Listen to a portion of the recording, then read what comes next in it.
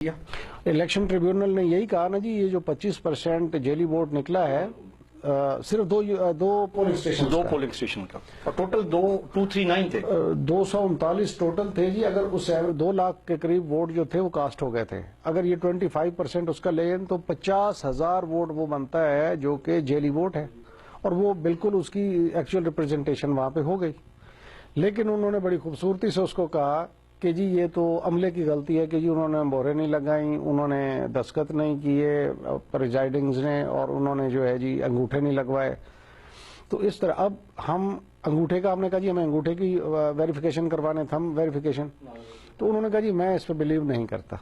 जय साहब तो देखिए मेरी बात सुने, इन्होंने रिटायर्ड जजेस लगाए और रिटायर्ड जजेस को तनख्वाहें भी यही दे रहे हैं, फैसिलिटेट भी यही कर रहे हैं। हम कैसे एक्सपेक्ट कर सकते हैं कि वो हमारे हक में फैसला देंगे? तो इलेक्शन ट्रिब्यूनल ने आपके अगेंस्ट फैसला दे दिया, फिर आप सुप्रीम कोर्ट में? मैं सुप्रीम कोर्ट में with valid points, with all the proofs, हमने सुप्रीम कोर्ट से कहा कि ये सब कुछ होने के बावजूद मकसद है कि हमें इस तरह से वो किया गया है, ये तो बहुत बड़ी ज्यादती है।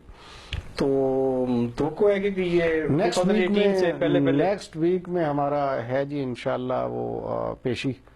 तो जिस तरह वो ख्वाजा आसिफ के केस में थंब इम्प्रेशन की इजाजत मिल गई है, हामिद खान साहब के केस में थंब इम्प्रेशन की इजाजत मिल गई है, मेरी भी वही प्ली है कि जी मुझे थंब इम्प्रेशन ही लगवाने दे, ताकि ये खुरा है इनका।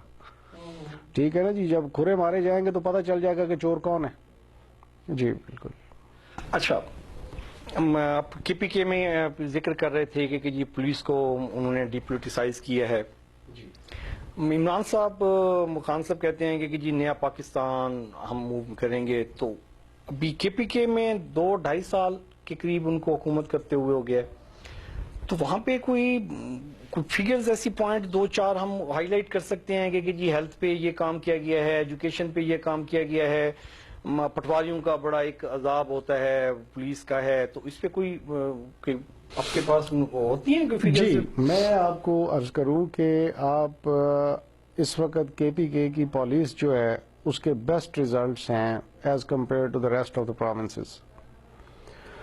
क्या है कि उसमें बिल्कुल political interference as a party policy उसको ख़त्म किया, रेवेन्यू डिपार्टमेंट में बिल्कुल ऐसे किया।